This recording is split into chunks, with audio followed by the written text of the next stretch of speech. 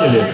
मुझे याद है मैंने उनके साथ व्यक्तिगत हम लोगों ने कई प्रचार में एक साथ हम लोग गए, हेलीकॉप्टर में घंटों हम लोग बैठते थे, एक दूसरे से अपने विचारों को हम लोग साझा करते थे।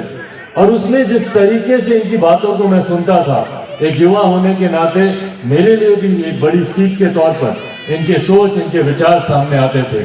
और आज मुझे खुशी है कि पार्टी में सक्रिय तौर पर अक्सर ये रहकर भी मुझे अपने सुझाव देते थे, बताते थे कि नहीं देखिए ऐसा कीजिए, पार्टी में ऐसा करने की जरूरत है, संगठन में ये करने की जरूरत है।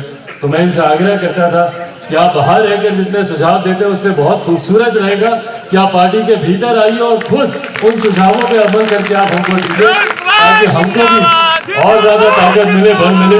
तो मुझे खुशी है और मैं पुनः अपनी तरफ से, अपनी पूरी पार्टी की तरफ से, और अब ये आपकी भी पार्टी है, मैं पुनः डॉक्टर अरुण कुमार जी का मैं स्वागत करता हूँ। साथियों, आज जब मैं यहाँ आप लोगों के बीच मौजूद हूँ, बिहार जिस दौर से गुजर रहा है, बिहार को लेकर, बिहार की परिस्थितियों को लेकर बहुत से मंच पर बहुत सारी चर्चाएं हुई, बहुत सारी बातचीत हुई। हर किसी ने अपने अपने मन से, अपने अपने दौर में, अपने अपने समय में बिहार को विकसित बनाने की बड़ी बड़ी बातें, बड़े बड़े वादे, बिहार में क्या तकलीफें हैं, क्या कठिनाइयां हैं, हर कोई इसकी बातचीत करता है, हर कोई इसकी चर्चा करता है। पर हकीकत यह है, जहां यकीनन प्रदेश एक बदलाव की ओर बढ़ रहा है, और जैसा मैंने कहा कि जब युवा जोश के साथ अनुभव मिलता है तो ये इतना खूबसूरत मिश्रण होता है। युवाओं में जोश होता है, नई सोच होती है, पर अनुभव का कोई पर्याय नहीं होता है। आज जब अनुभव भी हम लोग के साथ यहाँ पर जुड़ने जा रहा है, डॉक्टर अरुण कुमार जी के रूप में, जिन्होंने मेरे नेता, मेरे पिता स्वर्गीय रामविलास पासवान जी के साथ उनके हाथ को मजबूत करने का उन्होंने काम किया। उनकी विपरीत परिस्थितियों में जब उन्होंने पार्टी की नींव रखी, उन्होंने उस दौर में उनके हाथ को मजबूत करने का उन्होंने काम किया। ये मेरे लिए खुशी और गर्व की बात है कि आज जब मेरे नेता यहाँ पर मौजूद नहीं है, तो एक अभिभावक की भूमिका में जिस तरीके से डॉक्टर अरुण कुमार जी सामने आए, और जैसा मैंने कहा कि उस वक्त भी, जिस वक्त में व्यक्तिगत तौर पर भी, आप सब जानते हैं जिस तरीके से पार्टी में, परिवार में एक साजिश के तहत, एक रणनीति के तहत, चिराग पासवान को मिटाने की सोच के तहत जिस तरीके से कुछ ताकतवर शक्तियों ने अपने प्रभाव का इस्तेमाल करने का प्रयास किया, उस वक्त सबसे पहले और सबसे मजबूती से मेरा साथ देने वाले, मेरे साथ मजबूती से खड़े होने वाले डॉक्टर अरुण कुमार जी रहे।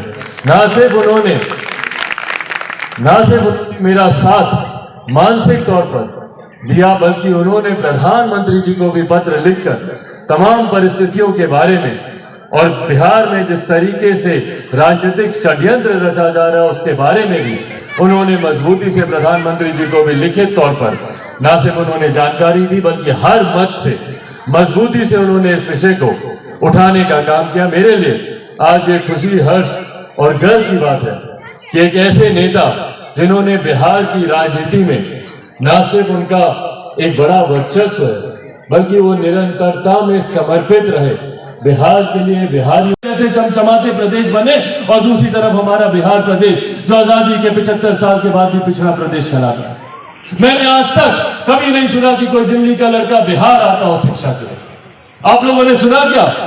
नहीं। कभी कोई बंबई का लड़का बिहार आया रोजगार के लिए? तो फिर क्यों सिर्फ हम बिहारियों को ही दूसरे प्रदेश आना पड़ता है? शिक्षा के लिए, रोजगार के लिए, स्वास्थ्य सेवाओं के लिए युवा खड़े हैं। मैं देखता हूं दिल्ली, बंबई जाते हैं, वहां पर बेंगलोर जाएंगे, गुरुग्राम जाएंगे, नोएडा जाएंगे, तमाम दूसरे प्रदेशों में जाएंगे और रोजगार करेंगे, बेहतर रोजगार करते हैं, उद्यमी बनते हैं। दूसरे प्रदेशों में जाते हैं तो यही बिहार का युवा 100, 50, 500 आदमी को रोजगार देने के काबिल बनता है। पर वही युवा जब बिहार में रहता है तो उसको वो सुविधाएं नहीं मिलती, वो अपॉर्चुनिटी नहीं मिलती कि वो अपने आप को या अपने परिवार को आगे बढ़ा सके। मैं देखता हूं महिलाओं को, बुजुर्गों को दिल्ली में जाकर एम्स के सामने दिनों दिन तक लाइन लगाकर खड़े रहते हैं डॉक्टर से मिलने के लिए। भाई, ये स्वास्थ्य सेवा हमें हमारे प्रदेश में क्यों नहीं मिल सकती? पर विडंबना है कि जिस प्रदेश का मुख्यमंत्री स्वयं एक मोतियाबिंद जैसे छोटे से ऑपरेशन के लिए, भैया कैटरैक्ट का ऑपरेशन कितना बड़ा ऑपरेशन होता है, छोटा सा ऑपरेशन, पर जिस प्रदेश का मुख्यमंत्री स्वयं अपने कैटरैक्ट के ऑपरेशन के लिए दिल्ली जाते हैं 1000 किलोमीटर की चार्टर फ्लाइट करके, तो स्वाभाविक है कि उस प्रदेश के हालात क्या है स्वास्थ्य को लेकर, और जो कि प्रमाणित भी हो गया मुजफ्फरपुर में। भैया बताइए, बाईं आंख में मोतियाबिंद था, दाईं आंख का आपने ऑपरेशन कर दिया, और जिस आंख का आपने ऑपरेशन किया उस आंख को निकालना पड़ा। ये हमारे स्वास्थ्य की हकीकत है बिहार में।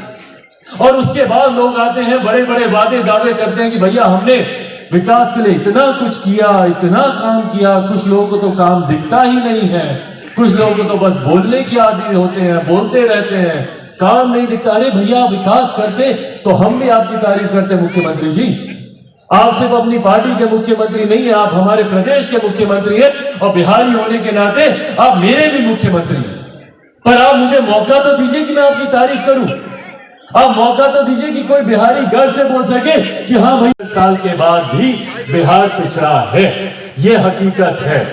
हर वो व्यक्ति, हर वो नेता, हर वो राजनीतिक दल जो बिहार में विकास की बात करता है, और उसमें से अधिकांश ऐसे राजनीतिक दल हैं जिनको दशकों तक जिनको मौका मिला बिहार को विकसित बनाने का, आज वो लोग मंच पर जाकर बिहार के विकास की बात करते हैं, बिहार को विकसित बनाने की बात करते हैं। आज कुछ ऐसे नेता हैं जो समाज को सुधारने की बात करते हैं। तो भैया पिछले 16 साल से समाज को अगर बिगाड़ने का काम किया तो ये जिम्मेदारी किसकी थी?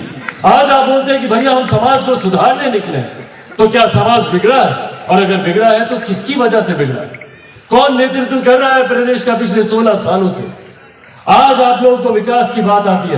भाई एक बिहारी होने के नाते मेरा सर शर्म से झुकता है जब नीति आयोग की रिपोर्ट आती है, और नीति आयोग की रिपोर्ट कहती है कि बिहार सबसे फिसड्डी राज्य है।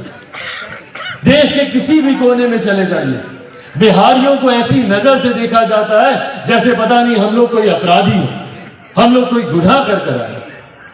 नेशनल चैनल्स में देख लीजिए, नेशनल अखबारों में देख लीजिए, प्रिंट मीडिया में देख लीजिए, इलेक्ट्रॉनिक सोशल मीडिया पे आप देख लीजिए, हर एक जगह अगर बिहार सुर्खियां बनाता है तो सिर्फ और सिर्फ असामाजिक कार्यों की वजह से, कहीं अपराध की वजह से, कहीं किसी की दिन दहाड़े गोली मारकर हत्या कर दी उसकी वजह से, कहीं ऑपरेशन में मोतियाबिंद के ऑपरेशन में आंखें निकाल ली इसकी वजह से, कहीं जहरीली शराब पीने से लोगों की मृत्यु हो गई इसकी वजह से। भैया कब वो दिन आएगा जब बिहार सुर्खियां बनेगा अच्छे कार्यों की वजह से?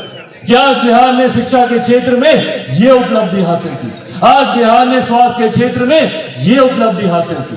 कब वो दिन आएगा और कब तक हम इंतजार करेंगे भैया? 7 दशक से ज्यादा बीत गए। भारत एक साथ आजाद हुआ, भारत के तमाम प्रदेश